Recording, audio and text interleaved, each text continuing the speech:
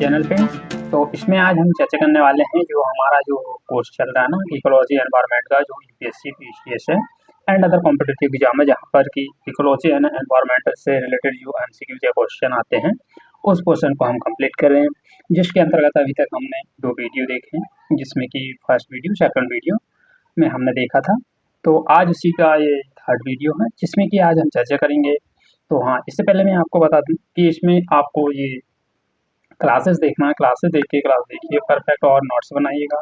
और इससे बाहर आपको कोई ज़्यादा ना बुक लेने की ज़रूरत है ना कुछ की, क्योंकि इसमें जो आज मैं थोड़ा सा इसमें राइटिंग वर्क भी लेके आया हूँ, जिसमें कि आज इसमें आप उसको देख देख करके या वीडियो पॉज करके आप उसको नोट्स बना सकते हैं, या तो फिर इसका जो कंप्लीट पीडीएफ है, जिसका पूरा कंप्लीट पीडीएफ है, जो मैं चैनल है, जो व्हाट्सअप चैनल है उसमें मैं डाल दूंगा, वहाँ से आप इसको आप देख करके कनेक्ट कर लीजिएगा।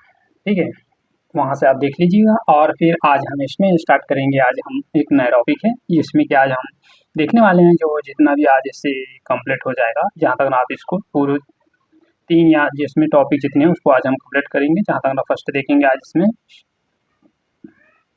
पोषक चक्र देखेंगे, जिसके अंतर्गत आप इसमें देखेंगे बायोकेमिकल साइकिल्स, भूजैव रासायनिक साइकिल, पोषक चक्र, फिर नाइट्रोजन चक्र, फिर नाइट्रोजन का स्थिरीकरण देखिए, अम्लीफिकेशन देखिएगा, फिर नाइट्रो स्थिरीकरण देखेंगे, और फिर डायजोस्फोर्स देखेंगे। इसके आज हम इसमें कंप्लीट कर लेंगे। तो ठीक है, फिर आगे देखेंगे। इसके आगे हम कि कहाँ से स्टार्ट करेंगे, हम सीधे आ जाते हैं अपना क्लासेस में, जहाँ पर कि हमने इसको आगे हम स्टार्ट करेंगे। तो इससे पहले हमने देखा था जो इसमें कि ग्रॉस है, घास है। ये ग्रॉस मतलब कि घास, घास को कौन खाएगा, ग्रॉस हॉपर है। फिर ग्रॉस हॉपर को कौन खाएगा, फ्रॉग है। फ्रॉग को कौन खाएगा, स्नैक। फिर स्नैक को कौन खाएगा। ये सभी सब जाके क्या हो जाते हैं, ये सभी जाकर क्या हो जाते हैं, यहाँ पर आके डिकम्पोज हो जाते हैं, मतलब कि ये इनकी डेथ हो जाती है। डेथ हो जाने के बाद फिर डेथ हो जाती है, फिर नेचुरली ये चले जाते हैं फिर कहाँ पर, सीधे सॉइल पे चले जाते हैं। सॉइल पे जाने के बाद ये मिट्टी में चले जाते हैं। मिट्टी में जाने के बाद फिर से वह क्या हो जाता है, उनकी डेथ हो जाती है। डेथ होने के बाद फिर वह क्या भूमि में चले जाते हैं। भूमि से फिर क्या होता है, फिर इसमें छोटी छोटी घास के रूप में वह बाहर निकल जाते हैं। तो इस तरह से ये पूरी क्रिया इनकी चलती रहती है। तो फिर इसमें हमने इसमें देखा, फिर इसमें जो अब पहले तो देखा हमने इसकी पूरी साइकिल देख रहे हैं, साइकिल का थोड़ा सा बेसिक देख लें, फिर इसके बाद हम साइकिल पे चलेंगे। तो फिर नेक्स्ट इसमें देखेंगे हम बायोकेमिकल, जैसे भू रासायनिक है ना। तो इसमें देखिए हम, इसमें क्या होता है कि यहाँ पर भू मतलब होता है भूमि, भू मतलब क्या होता है इसमें भूमि, और फिर जैव मतलब होता है जैविक, और ये रासायनिक चक्र मतलब कि पोषक तत्व हो, ये सभी मिलके क्या होते हैं। जैविक को 3 तरह से बांटा गया है। जैविक में 3 तरह कौन कौन से, इसमें जैविक भी मिलेगा, और फिर इसमें देखिएगा जैविक के साथ साथ फिर इसमें मिलेगा सेकंड, इसमें पोषक तत्व मिलेगा। थर्ड इसमें देखेंगे आप, इसमें जैविक। ये 3 तरह से इनको जैविक को इनको डिफाइंड किया गया। ठीक है, तो फिर इसमें हम इसमें देखें हम बायोकेमिकल साइकिल। बायोकेमिकल साइकिल है क्या, बेसिकली हम इसको समझने की कोशिश करेंगे कि बायोकेमिकल साइकिल है क्या। जैसे कि आप देखेंगे ये पृथ्वी के कितने चक्र में है, पृथ्वी की ये जैविक मतलब कि जो पृथ्वी है, पृथ्वी पर क्या है मुख्यतः 2 घटक होते हैं। कौन से, बायोटिक हो गया, कौन कौन से इसमें जैविक के 2 यानी कि पृथ्वी पर 2 घटक होते हैं। कौन से, बायोटिक हो गया और एबायोटिक। मतलब ये दोनों मिलके क्या बनाते हैं, ये जीव के पोषक तत्वों को क्या क्या करते हैं कि पोषक तत्व को क्या किस तरह से होते हुए है चक्रीय प्रभाव जो प्रदान करते हैं। प्रदान करने के साथ साथ क्या होता है, फिर यहाँ पर क्या भू रासायनिक चक्र क्रिया, इसमें इसे कहीं भू रासायनिक चक्र क्रिया कहा जाता है। इसमें जैविक और अजैविक घटकों के बीच में जो पोषक तत्व हैं उनके चक्रीय प्रभाव होता है, इसे बहु रासायनिक चक्र कहा जाता है। और फिर इसमें देखेंगे हम इसमें कि यह स्थल मंडल है, वायुमंडल, जलमंडल, मतलब कि 3 स्तर पर होती है। कौन, स्थल मंडल में भी, वायुमंडल में भी और जैव मंडल में, तीनों माध्यम में ये पोषक तत्वों के क्या होते हैं, आना जाना हो जाता है, आवाजाही लगी रहती है, जिसके कारण वह संदर्भित करता है। जो सामान्य परिस्थिति मतलब कि जो पारिस्थितिक तंत्र है, इसमें ऊर्जा का मुख्यतः प्रभाव होता है जो एक दिवसीय होता है। मतलब कि जो ऊर्जा का प्रभाव होता है ना, वह एक दिवसीय होता है, जिसमें पदार्थों का प्रभाव मतलब पदार्थ एक स्थान से दूसरे स्थान तक आने जाने का चक्रीय माध्यम होता है। जैसे कि हम पोषक तत्व को, पोषक चक्र है उसको किस तरह से डिफाइन करते हैं, तो इसमें हम किस तरह से डिफाइन करते हैं उसको देखेंगे हम। तो इसमें फर्स्ट देखें हम नाइट्रोजन साइकिल, मतलब कि नाइट्रोजन चक्र के द्वारा होता है।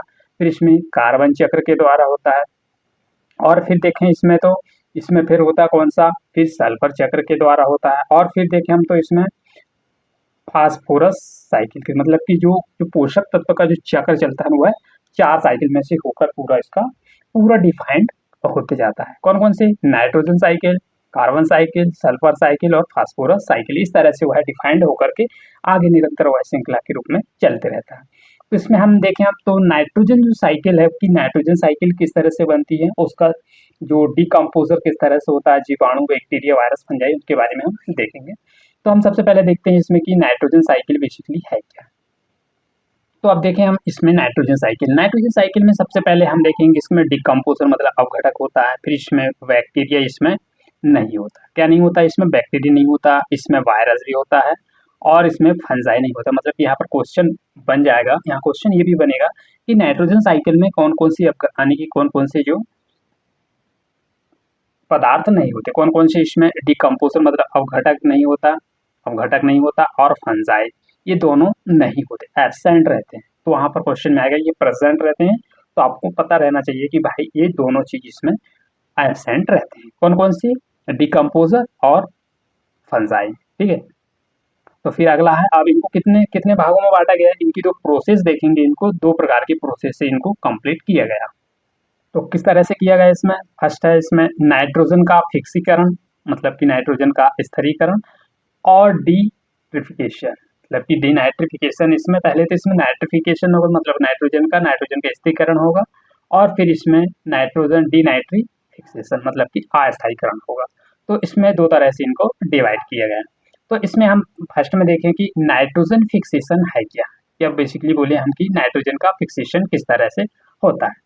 तो इसमें देखें इनका 2 भागों में डिवाइड किया है। कितने भागों? नाइट्रोजन का स्थिरीकरण देखेंगे हम तो इसमें 2 भागों से। कौन कौन से है इसमें? अमोनिफिकेशन मतलब कि NH4 मतलब कि NH4 जो प्लस देता है, प्लस का साइन प्रदर्शित करता है, जिसे अमोनिफिकेशन कहते हैं ना। और फिर देखिए सेकंड देखिएगा इसमें, सेकंड इसमें यानी कि नाइट्रिफिकेशन में आप इसमें देखेंगे तो इसमें 2 तरह से होता है। कौन? NH4 प्लस है जो नाइट्रोसोमोनास देता है। क्या देता है? नाइट्रोसोमोनास देता है। और सेकंड इसमें NO2 बोले तो नाइट्रोवेक्टर का कार्य करता है। इस तरह का नाइट्रोजन में 2 स्थिरीकरण होता है। नाइट्रोजन में कितने? नाइट्रिफिकेशन में आपको 2 मिलेंगे। कौन से? NH4 प्लस का साइन देता है और NO2 जो माइनस का साइन देता है। ये क्या देता है? नाइट्रोवेक्टर का कार्य करता है NO2 और NH4 देता है नाइट्रोसोमोनास। और अमोनिफिकेशन में आपको देखने को मिलेगा, यहाँ सिर्फ एक ही मिलेगा। क्या? NH4 प्लस का साइन देता है। ठीक है, फिर अगला अब देखें हम इसकी साइकिल की, बेसिकली ये साइकिल है क्या और किस तरह से ये बनती है। तो हम सबसे पहले इसमें देखेंगे कि ये साइकिल कहाँ से स्टार्ट होती है और फिर किस तरह से वो है अपनी पूरी श्रृंखला दर श्रृंखला चलते रहते हैं। तो हम देखेंगे यहाँ बेसिकली आप जानेंगे यहाँ पर कि ये साइकिल है क्या। तो ये साइकिल हम देखेंगे नाइट्रोफिक्सेशन। ठीक है, तो नाइट्रोफिक्सेशन किस तरह से होता है? सबसे पहले आप देखेंगे यहाँ नाइट्रोजन मतलब कि यहाँ नाइट्रोजन गैस बनेगी, फिर नाइट्रोजन गैस किसमें होगी? कन्वर्ट होगी किसमें? NH4 में। NH4 होने से पहले यहाँ क्या? डायजीरिया बनेगा। क्या बनेगा? डायजीरिया। फिर इसमें NH4 2 भागों में डिवाइड होती है, किसमें बन जाती है? वो है NO2 में यहाँ विघटित हो जाती है। फिर इसके बाद आगे ये NO2 है, फिर आगे चल के क्या? NO2 भी बनेगा। फिर यह क्या बनेगा? यह है नाइट्रोवेक्टर मतलब कि यहाँ पर आप देखेंगे ये 2 तरह से होती है। यहाँ से पहले NO2 बनेगा, फिर इसमें NH4 आके ये क्या? नाइट्रोवेक्टर का कार्य करेगा और फिर NO2 आगे चल के क्या बनेगा? यहाँ प्लांट भी है, प्लांट में जाएगा, प्लांट से फिर किस में जाएगा? एनिमल मतलब कि जंतु में जाने के बाद क्या? फिर प्लांट किसमें? 2 तरह से होते हैं। किसमें? फर्स्ट जाएगा किसमें? एनिमल में मतलब जंतु में। सेकंड जाएगा क्या? जो पौधे हैं लेग्यूमिनेसी कुल का जो पौधा है उसमें ये डिफाइंड होती है। फिर इसके एनिमल आगे चल के क्या हो जाती है? एनिमल की यहाँ पर डेथ हो जाती है मतलब कि एनिमल वहां से मर जाता है। मरने के बाद फिर उसके क्या हो जाता है? फिर डिकम्पोजर मतलब कि अपघटक हो जाता है। अपघटक हो जाने के बाद फिर यह क्रिया फिर पुनः होकर के यहाँ से फिर यहाँ पर मतलब कि यहाँ चल के ये क्रिया ऐसे चलती है, यहाँ से स्टार्ट हुई, ऐसे चलने के बाद वह डिकम्पोजर होकर फिर NO2 में परिवर्तित हो जाती है। इस तरह से वह है जो नाइट्रोजन का फिक्सेशन है इस तरह से होता है। किस तरह से? NO2 गैस बनेगी, NO2 डायजीरिया बनेगा, फिर NH4 है, NH4 2 भाग में होता है। किस में? NH4 किस में होता है? फर्स्ट क्या होगा इसमें? NO2 बनेगा, फिर NO2 पे आगे चल के किस में डिफाइंड हो जाएगा? वह है नाइट्रोवेक्टर फिर NO2 किस में बनेगा? वह प्लांट में। किस में बनेगा? प्लांट में। ठीक है, प्लांट में बनने के बाद प्लांट 2 तरह से होता है। किसमें? एक तो जाएगा एनिमल में, दूसरा जाएगा लेग्यूमिनेसी कुल के पौधे में। फिर एनिमल में जाने के बाद एनिमल की क्या हो जाती है? यहाँ पर डेथ हो जाती है। डेथ होने के बाद वह किस में बन जाता है? डिकम्पोजर में। किसमें डिफाइंड हो जाता है? डिकम्पोजर। डिकम्पोजर में होने के बाद फिर वह क्रिया कहाँ चली जाती है? NO2 में फिर से परिवर्तित हो जाती है। तो इस तरह से नाइट्रोफिक्सेशन की कार्य कंप्लीट होता है। ठीक है, तो फिर इसमें हम नाइट्रोफिक्सेशन के बारे में देख लें हम कि डिटेल में है क्या।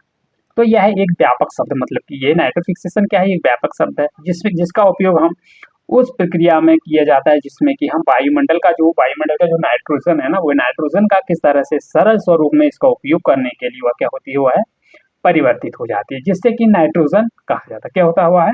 ऊपर जाने के कारण, चलने के कारण वह क्या हो जाती है, वह वहां पर नाइट्रोजन का परिवर्तन हो जाता है, जिस वजह से वह अवशेष के रूप में पौधे में करते हैं, जो कि नाइट्रोजन का स्थिरीकरण में शामिल होता है। इस तरह से वह नाइट्रोजन का स्थिरीकरण में शामिल होता है। ठीक है, तो फिर इसमें हम आगे देखेंगे, आगे देखने वाले हैं किसमें दो तरह से होता है। किसमें? अमोनिफिकेशन में और फिर क्या? अमोनिफिकेशन और सेकंड इसमें नाइट्रिफिकेशन। किसमें? अमोनिफिकेशन और नाइट्रिफिकेशन। तो हम सबसे पहले देखें अमोनिफिकेशन है क्या। बेसिकली जानने की कोशिश करेंगे हम कि अमोनिफिकेशन किस तरह से अपना कार्य शुरू करता है। ठीक है, तो इसमें देखेंगे नाइट्रोजन का स्थिरीकरण शुरू होता है, जिसमें कि हम इसके द्वारा नाइट्रोजन जो अमोनिया में परिवर्तित हो जाती है। नाइट्रोजन किस में परिवर्तित हो जाती है? वह अमोनिया में परिवर्तित हो जाए, जिसके कारण यह क्रिया में को डायस्टोप का निर्माण होता है। मतलब ये क्रिया चलते रहती, चलने के कारण किसका निर्माण हो जाता है? इसमें डायस्टोप्स का। कौन किसका? अमोनिफिकेशन का स्थानांतरण होने के बाद। ठीक है, फिर आगे देखिए हम नाइट्रिफिकेशन, जो हमने देखा अमोनिफिकेशन। अब देखें हम नाइट्रिफिकेशन की नाइट्रिफिकेशन क्या है। तो इसमें हम सबसे पहले नाइट्रिफिकेशन है, जो नाइट्रिफिकेशन है वह है कितने दो चरण में यानी कि पूरी होती है। इसके पहले चरण में अमोनिया आयन नाइट्राइड में होता है, और दूसरे चरण में अमोनिया जो नाइट्रेट में परिवर्तित, आयन नाइट्राइड किस में परिवर्तित हो जाती है? वह है नाइट्रेट में। फर्स्ट में देखेंगे हम इसमें तो क्या अमोनिया जो होती है वह है अमोनिया आयनाइट्रेट में, और सेकंड इसमें नाइट्रेट अमोनी नाइट्रेट में परिवर्तित हो जाती है। तो इसमें हम फर्स्ट में देखने वाले हैं सबसे पहले कि इसके पहले चरण में होता क्या है। इसमें देखेंगे नाइट्रोसोमोनास, मतलब यह नाइट्रोसोमोनास में किस तरह से वह शामिल होता है, और इसके दूसरे चरण में देखें हम नाइट्रोबैक्टर। फर्स्ट में क्या है? नाइट्रोसोमोनास किस तरह से परिवर्तित होता है, सेकंड में नाइट्रोसोमोनास का उपयोग किस तरह से इसमें दूसरे चरण में होता है, उसको हम इसमें देखेंगे। तो इसमें हम फर्स्ट देखते हैं कि फर्स्ट में होता क्या है इसमें।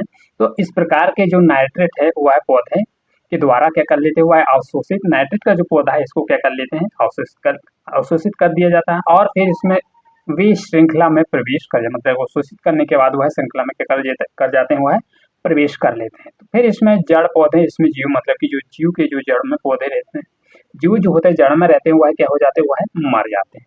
और फिर क्या है, अवशिष्ट, इससे मरने के बाद उनका जो अवशिष्ट है, अवशिष्ट क्या हो जाता है, वह है बैक्टीरिया और कवक जैसे में पुनः इसका स्थानांतरण हो जाता है, मतलब इसका अमोनिफिकेशन, इसमें अमोनिया इसमें उत्पन्न हो जाता है। और फिर यह किसमें परिवर्तित हो जाता है? अमोनिया उत्पन्न होने के बाद वह किसमें परिवर्तित हो जाता है? आयन में परिवर्तित हो जाता है, और फिर इसका पुनः नाइट्रिफिकेशन, मतलब कि नाइट्रीकरण हो जाता है, जिसमें दूसरी तरफ फर्स्ट में तो इसमें नाइट्रीकरण हो जाता है, और सेकंड में आप इसमें देखेंगे अमोनिया का जो आयन पी सोडोमोनास, इसमें क्या बैक्टीरिया, कौन सा पी सोडोमोनास इसमें नामक का इसमें क्या है, इसमें बैक्टीरिया जो को ऑर्गेनाइट्रिफिकेशन का निर्माण करता है। जो प्रक्रिया है यह वायुमंडल में कैसे हो जाती है, परिवर्तित हो जाती है। कौन सी प्रक्रिया? यह प्रक्रिया वायुमंडल में परिवर्तित हो जाती है। तो इस तरह से इसमें हमने इसको देखा। अब इसमें दोनों तो देख लिया हमने, फर्स्ट भी देख लिया और सेकंड भी देखा। अब इसमें थर्ड है, इसमें अगला टॉपिक है, इसमें क्या है, इसमें डायजोस्ट्रोप्स की डायजोस्ट्रोप क्या है, इसको कितने भागों में डिवाइड किया गया। इसमें देखें तो हम बेसिकली इसको जानने की कोशिश करेंगे कि इसको डायजोट्रोप्स है, इसको कितने भागों में बांटा। इसमें हम देखेंगे इसको दो तरह से इसको बांटा गया। तो इसका हम किस तरह से बांटते हैं, इसमें देखेंगे, फर्स्ट देखेंगे कि फर्स्ट है इसमें सहजीवी, मतलब कि साइमोटिक रिलेशन और non symbiotic relation, non biotic relation और समोबायोटिक रिलेशन। तो इसमें हम देखेंगे एक एक करके, जो सहजीवी संबंध है और गैर सहजीवी संबंध है। फर्स्ट इसमें देखेंगे राइजोबियम है, और इसमें यह कैसा है, सजीव, कौन सा पौधा, कौन सा कुल का पौधा है, इसमें लेग्यूमिनेसी कुल का ये पौधा है। और इसमें सेकंड इसमें गैर सहजीवी में आप देखेंगे एस्ट्रोबैक्टीरिया है, बायो फर्टिलाइजर है, और साइनोबैक्टीरिया है, ब्लू ग्रीन एल्गी है, और यह अपना भोजन का निर्माण स्वयं करता है। कौन? ब्लू एल्गी जो होती है वह है अपना, एल्गी जो जितनी भी प्रकार की जो एल्गी है ना, वो सारी अलगे जैसे अपना भोजन स्वयं ही बनाती है, जो कि प्रकाश संश्लेषण की क्रिया द्वारा बनाते हैं, जिसमें कि वायु फर्टिलाइजर धान यानी कि जैसे कि आपको देखने को मिलेगा जो धान की खेती है उसका उपयोग इसमें करते हैं। ठीक है, तो फिर इसमें हम देखें फर्स्ट हो गया हमारा वो। अब सेकंड आता है इसमें क्या, कार्बन साइकिल की। बेसिकली कार्बन चक्र है क्या, कार्बन चक्र के बारे में हम जान लें तो इसमें सबसे पहले इसको दिया गया कि क्या 1.4 N कार्बन इसको इसमें प्रदर्शित किया गया। ठीक है, तो इसमें हम देखेंगे इसमें कि 1.85 जो ब्लूस्टैन कार्बन है, तो इसको बेसिकली दो पार्टों में है इसको डिवाइड किया गया। तो इसमें देखेंगे हम इसमें 99% है क्या, इसमें कार्बन है जो कि पृथ्वी के केंद्र या जैसे कि क्रस्ट, मेंटल और कोर, कितने भाग है इसमें देखेंगे हम इसमें क्रस्ट, मेंटल और कोर। फर्स्ट हो गया क्या क्रस्ट, और सेकंड है इसमें क्या मेंटल, और थर्ड देखेंगे हम इसमें क्या कोर, जो पृथ्वी के 3 महत्वपूर्ण इसके पार्ट हैं। ठीक है, तो इसमें कितना है ये 99% आपको देखने को मिलेगा, और 1% इसमें उपस्थित है, मतलब कि इतने 99% तो है, परंतु वायुमंडल में आप इसको देखोगे तीनों को कार्बन कितना है, इसमें 1% की उपस्थिति को प्रदर्शित करता है। ठीक है, तो इसमें हम आगे देखेंगे इसमें कि वायुमंडल में कार्बन चक्र के बारे में, कि कार्बन चक्र जो है वह वायुमंडल में कितना है और किस तरह से है। तो इसमें देखेंगे हम सबसे पहले नाइट्रोजन को तो आपको पता ही होगा कि नाइट्रोजन वायुमंडल में कितने परसेंट है, 78% है। कितना है 78%। ऑक्सीजन देखें हम तो ऑक्सीजन है इसमें 21%। ठीक है, और थर्ड है इसमें कार्बन देखेंगे तो इसमें कार्बन 0.04% और 0.03%, ये दो इसके कैटेगरी में इसको डिवाइड किए गए। ठीक है, तो आप यहाँ पर आप देख भी सकते हैं कि भाई इसको कितने कितने भागों में बांटा गया है। तो अब देखें हम इसकी कार्बन साइकिल की, वास्तव में कार्बन साइकिल है क्या और यह किस तरह से डिफाइन होती है। तो कार्बन चक्र को समझते हैं हम कि कार्बन चक्र है क्या। तो सबसे पहले तो हम वायुमंडल में देखें, वायुमंडल में क्या होता है इसमें कि यहाँ पर आप देखोगे कार्बन डाइऑक्साइड क्या है, कार्बन डाइऑक्साइड का किसमें होती है, वह है प्रकाश संश्लेषण क्रिया होती है। प्रकाश संश्लेषण की यहाँ पर आप वर्ल्ड मैप में इसको देख सकते हैं कि यहाँ पर वर्ल्ड मैप का मैपिंग आएगा। फिर यहाँ पर क्या किसके लिए कार्बन डाइऑक्साइड रिस्पॉन्सिबल है, जो फिर इसके बाद यहाँ पर आप देखेंगे कि यहाँ पर एनिमल है, फिर एनिमल होता है।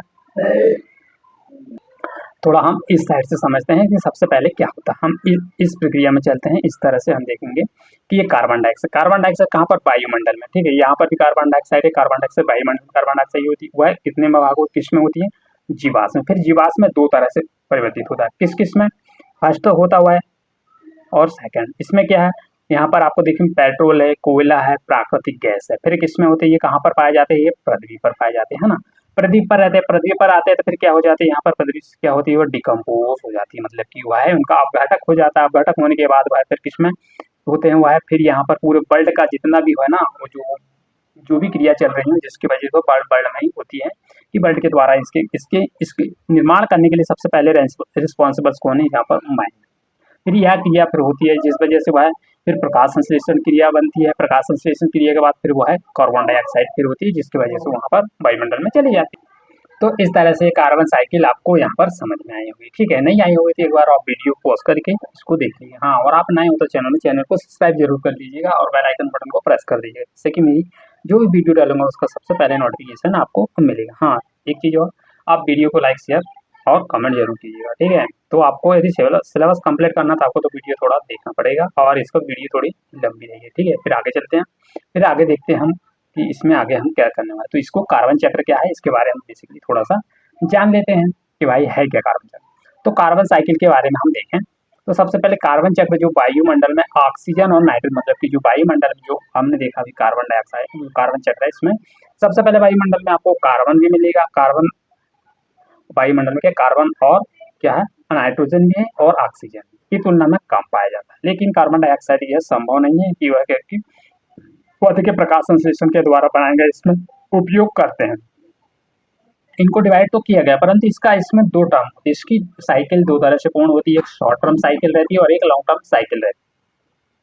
इसमें दो तरह की साइकिल होती है। तो हम फर्स्ट ऑफ ऑल देखते हैं इसमें कि शॉर्ट टर्म साइकिल है कि मतलब कि छोटी साइकिल की है क्या। तो इसको देखें हम कि है ये क्या है।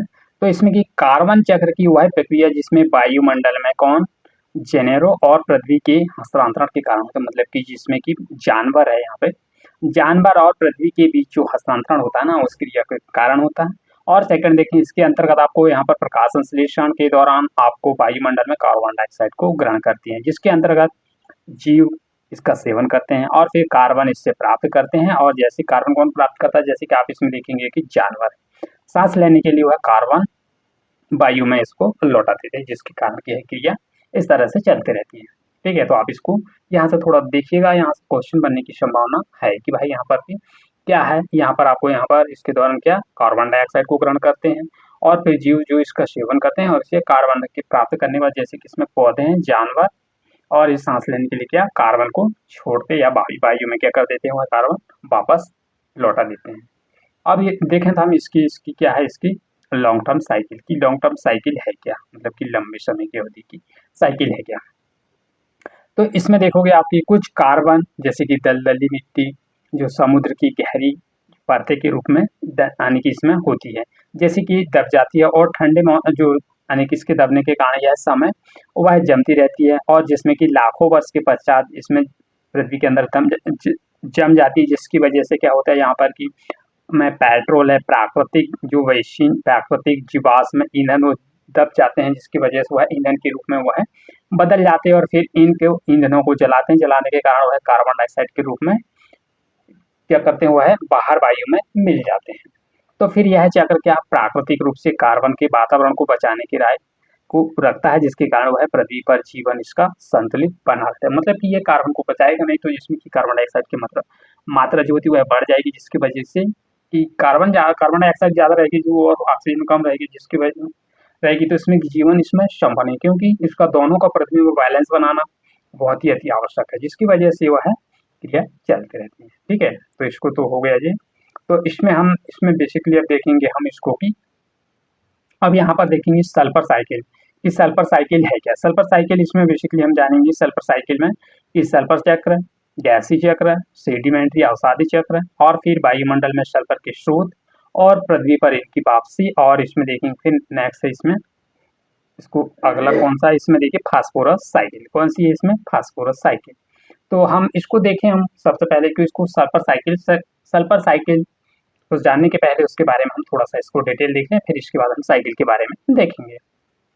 देखिए हम सल्फर साइकिल है क्या, तो सल्फर साइकिल के बारे में देखें। सल्फर चक्र जो होती है वायुमंडल में जो मंडल में जीवित जीवों जैसे कि इसमें मृदा है, जल और के बीच में क्या सल्फर का क्या होता है, इसमें हस्तांतरण होता है, जो किस तरह से होता हुआ है गैसीय और अवसादी ये दोनों चक्र में होती है। मतलब कहने के ये हुआ ये लाइन क्या बोल रही है, ये बोलते हैं कि सल्फर जो है वह वायुमंडल में जो जीवित जीव है, मतलब कि जो वायुमंडल है, वायुमंडल में सभी प्रकार के जीवित जीव हैं, जैसे कि इसमें देखेंगे मृदा और जल, ये दोनों ही अति आवश्यक है। किसमें सल्फर का हस्तांतरण होता है, मतलब कि इसमें जल में किसका हस्तांतरण होता है, सल्फर का। तो ये दो तरह से बनती है, किस तरह से, फर्स्ट में देखिए हम गैसीय और सेकंड है अवसादी। अवसादी मतलब कि इस सेडिमेंट्री, ये दोनों चरणों में क्या होती है, पूर्ण होती है। तो इसमें देखें हम फर्स्ट देखें हम इसमें गैसी चक्र है क्या। तो इस चरण में सल्फर जो होती है वह बेसिन के रूप में क्या वायुमंडल में घूमती है, ये मंडल है, ठीक है, क्या करती है वायुमंडल में घूमती है। जो गैसी चक्र जो है सल्फर सल्फर बेसिन जो होती है वह वायुमंडल में क्या क्या करती है, वह घूमते रहती है। ठीक है, तो फिर इसमें देखें हम कि सल्फर साइकिल किस तरह से बनती है और कहाँ इसका निर्माण होता है और किस तरह से ये साइकिल पूरी चलते रहती है। तो सब देखते हैं हम अब सल्फर साइकिल बेसिकली होती क्या है। तो सबसे पहले सल्फर साइकिल जो बनती है ना वह दो भागों में टूट जाती है। कौन कौन से दो भाग होते हैं इसमें, इसमें देखें तो फर्स्ट होता है किसमें गैसी में और सेकंड होता है अवसादी, गैसी साइकिल एंड सेडिमेंट्री साइकिल। ठीक है, तो यह तीन तरह से यानी कि दो तरह की होती है, दो तरह फिर जाने के बाद क्या बनता है यहाँ पर H2 और SO2 का निर्माण होता है। क्या क्या बनता है यहाँ पर H2 और SO2, ये दो तरह का निर्माण होता है कि इसकी किसके कारण होती है, जो ज्वालामुखी विस्फोट होता है जिसकी वजह से ये दो गैसों का निर्माण होता है।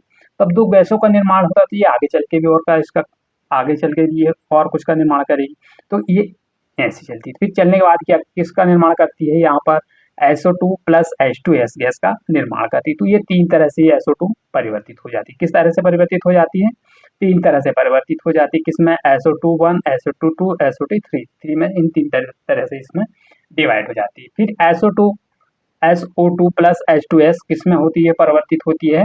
तो सबसे पहले तो जाएगी किसमें, H2S और प्लस O2 में परिवर्तित होगी। किस में होगी, H2S और O2 में परिवर्तित होगी। फिर ये H2S और O2 किस में जाएगी, फिर H2O S2O प्लस H2 में परिवर्तित होती है। और फिर H2 यहाँ इसमें किस में बन जाती है, SO2 plus H2O plus H2SO3। फिर क्या हो जाती है, फिर ये आगे चल के किस में बन जाती है, यहाँ पर इसमें कि सल्फर का संयम आ जाता है। क्या आ जाता है, इसमें सल्फर का संयम में आ जाती है। ठीक है, तो इसमें आप यहाँ देख सकते हैं। फिर इसमें क्या हो जाता है, यहाँ पर जब विस्फोट के रूप में निकल जाती है, विस्फोट के रूप में निकलने के बाद क्या हो जाता है, यहाँ पर इनका अपघट हो जाता है। अपघट होने के बाद जैसे कि इंडस्ट्री उपयोग में इसका उपयोग होता है, किसमें, इंडस्ट्री के क्षेत्र में। ठीक है, तो फिर ये तो हुई हमारी कौन सी, सल्फर साइकिल, जिसमें कि आप यहाँ देख सकते हो। और फिर इसमें हम देखें, अब बेसिकली हमारा थोड़ा सा स्पेस है, तो इसमें हम इसको देखने वाले हैं कि यहाँ पर कि वायुमंडल में सल्फर के स्रोत क्या है इसमें, वायुमंडल में जो सल्फर के स्रोत हैं वह किस तरह से डिवाइडेड होते हैं और किस तरह से अपना इसका निर्माण करते हैं। तो इसमें फर्स्ट देखें हम, इसमें ज्वालामुखी जो होती है वह हवा में वायुमंडल जो कार्बन डाइऑक्साइड और हाइड्रोजन सल्फाइड के रूप में निकलती है। मतलब कि जो ज्वालामुखी का जो विस्फोट है ना, वह किस तरह से निर्मित होता है, वह सबसे पहले देखें हम इसमें वायु में होता है किसमें, सल्फर डाइऑक्साइड, और सेकंड इसमें हाइड्रोजन सल्फाइड के रूप में वह निकलता है। और सेकंड इसमें जीवाश्म ईंधन जो जलने और उद्योग उत्सर्जित करने के कारण वह कार्बन डाइऑक्साइड के रूप में भी निकलता है। किसके रूप में, कार्बन डाइऑक्साइड के रूप में भी यह आगे चल के निकलता है। और थर्ड देखें हम, थर्ड इसमें बैक्टीरिया के द्वारा कार्बनिक पदार्थों जो अपघटक के रूप में H2S गैस को निकालते हैं। जो बैक्टीरिया है ना, वह कार्बनिक पदार्थ होता है जिसमें कि अपघटक से H2S गैस का निर्माण करते हैं। मतलब कि यहाँ H2S गैस जो होती है वह पूर्ण रूप से यहाँ निकल जाती है, जिसकी वजह से यह आगे निरंतर चलती रहती है और चलने के साथ साथ वह आगे इनका कार्य इस तरह से संपन्न होता है। तो आप इसको यहाँ पर भी देख सकते हैं कि किस तरह से वह अपना कार्य पूर्ण करती है। ठीक है, तो फिर ये हुआ। अब इसमें कि क्या होता है, इसमें कि पृथ्वी पर इसकी किस तरह से वापसी होती है। मतलब कि जो गैस है ना, वह पृथ्वी पर किस तरह से अपनी वापसी करती है। ठीक है, तो अभी लाइट आ गई, इस वजह से मैंने कैमरा ऑन कर लिया, क्योंकि लाइट नहीं थी, इस वजह से मैंने कैमरा ऑफ रखा था। ठीक है, तो अब देखें हम इसमें कि पृथ्वी पर किस तरह से वापसी होती है। तो सबसे पहले हम इसको बेसिकली जानते हैं कि है क्या।